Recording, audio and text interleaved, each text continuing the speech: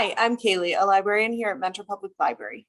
And I'm Meg, also a librarian, and welcome to this week's edition of All Booked Up with Cailey and Meg, where each time we give you different book recommendations on a specific theme. This time, we're going to be looking at what are called STEAM books. Now, if you haven't heard of STEAM before, what that stands for is science, technology, engineering, arts, and mathematics. And it's a grouping of subjects that is popular in schools today for teaching, but we're giving you ideas for all ages. Yes, and so a lot of times when you hear STEAM or STEM occasionally, you think of children and teens. And, while I think some of our books today are appealing to teens, there is no reason why adults cannot enjoy learning about these topics as well. And all of the books that we're going to mention today are available to you both at the library as well as online with your library card through Libby and Hoopla.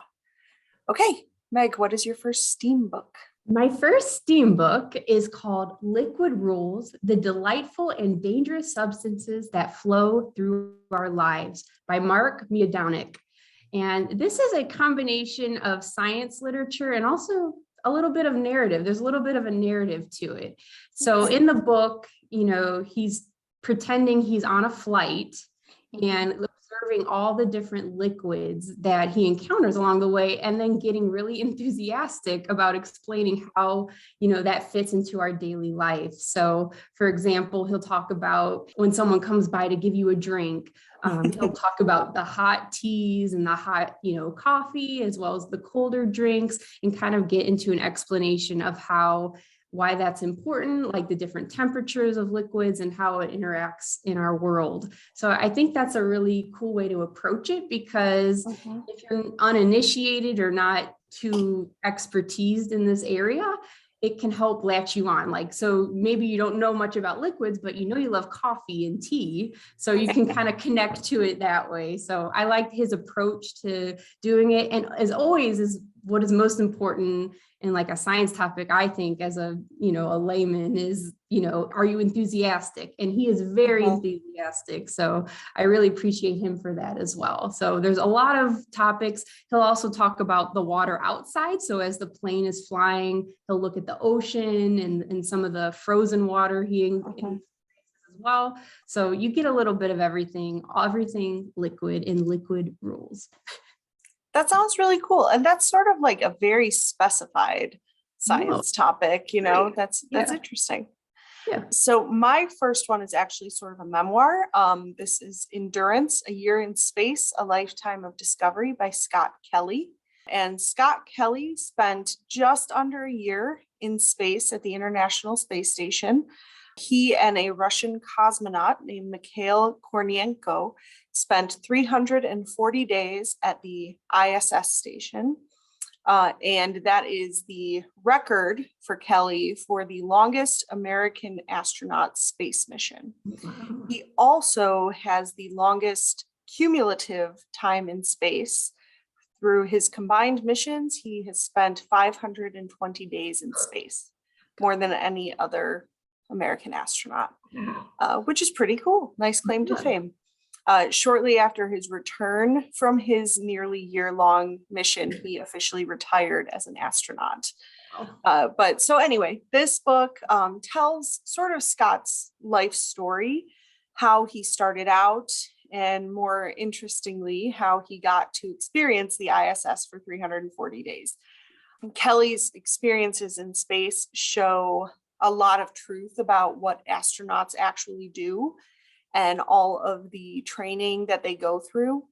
And it's not really all that much like the movies. Astronauts like Kelly, whose twin brother was also an astronaut, by the way, they go through a lot of grueling training. It's hard physically and mentally to get where they are. But what this book shows too is that space travel and being an astronaut is not just for these super elite, extra smart people, because Kelly himself, he admits that he was not the greatest student starting off. Wow. And it's kind of interesting to see how he gets to where he made it. And, he worked through a lot of technology education, having to go through some cramped spaces training and things, and then actually experiencing them on the ISS and his other space missions. You really have to strategically plan every move when you are in space. Almost nothing is spontaneous. In movies, they show those spacewalks and how it's just real quick and you go out and fix something. And those are very highly planned out trips. Yeah. And it takes a while to prepare for them. And you can only go out at certain times. There's all this stuff. But so he talks about how space is not an easy place to live, but he really waxes poetic about after being in space so often for so much cumulative time, he has an even bigger appreciation of our planet, having seen it from above, and how he has really learned a lot from this and how he's taken it back and is working to teach others about what he did and what other astronauts are doing. But so this is a really cool read for someone who maybe likes sci-fi stuff and wants to know about the real stories. And also just anyone who might be interested in Scott Kelly's time in space. He was very big on posting social media things and stuff. So a lot of people did follow along with that journey with him. Wow, that sounds amazing.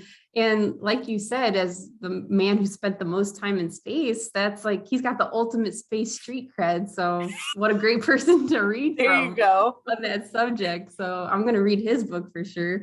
I love it. It's a great topic. I love like just the very personal aspect he seems to put on it too, like his own personal, experience through doing this, kind of relatable because he wasn't the best student. So yeah, I'm already really liking him and I haven't even read it. So great suggestion.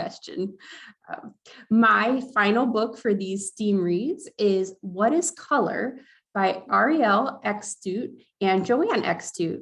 So they have the same last name because they are mother and daughter, which I thought was cute, first of all.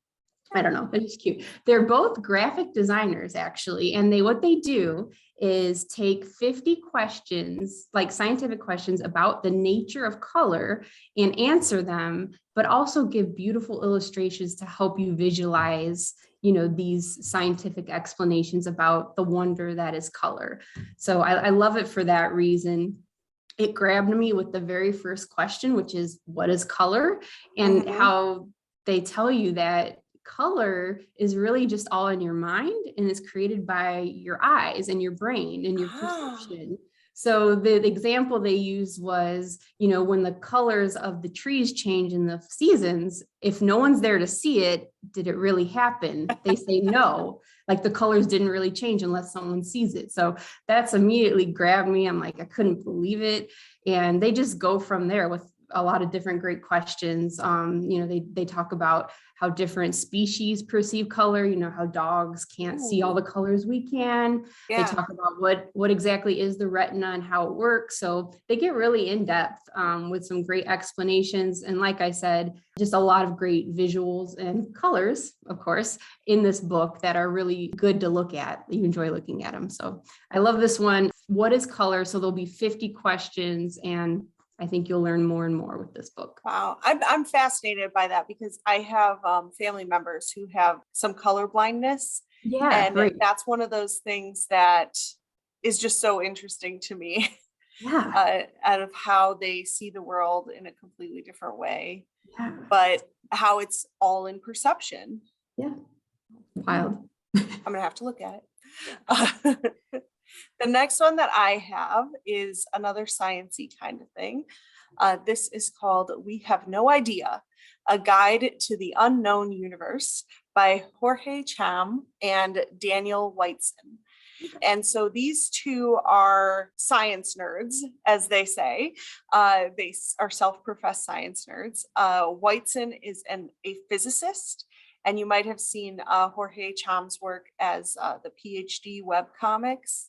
So this book is really an exploration of a lot of questions that the science world still has. They explore some popular theories to answer a lot of these unknowns. including some somewhat far-fetched possibilities. Okay. There's questions like, what is dark matter? And it's broken down and explored in relatively simple language, sharing sort of what we do know, what remains unexplained, and why it matters.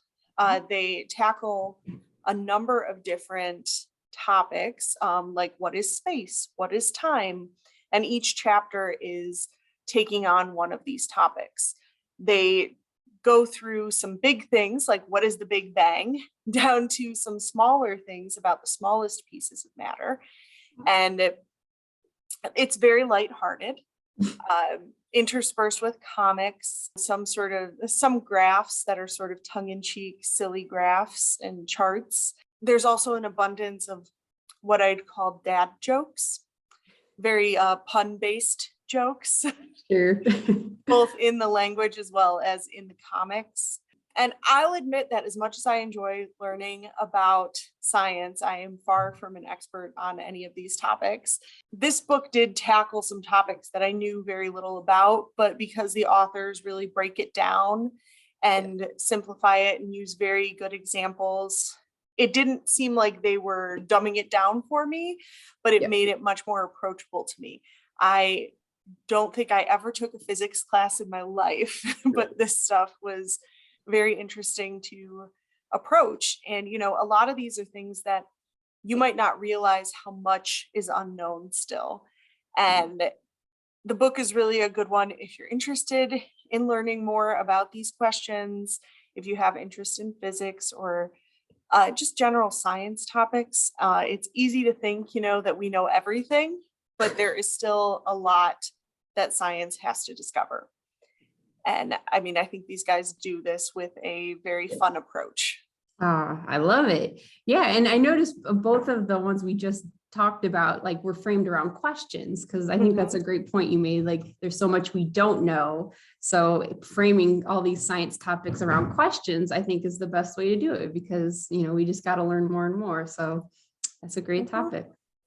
So thank you guys for joining us for this week's edition of All Booked Up with Cailey and Meg. We hope you were inspired to put your thinking caps on and maybe get curious about the nature of the universe we live in and all the cool science facts that exist. There you go. Some light reading for you. Right. Exactly. Thank you for joining us and happy reading.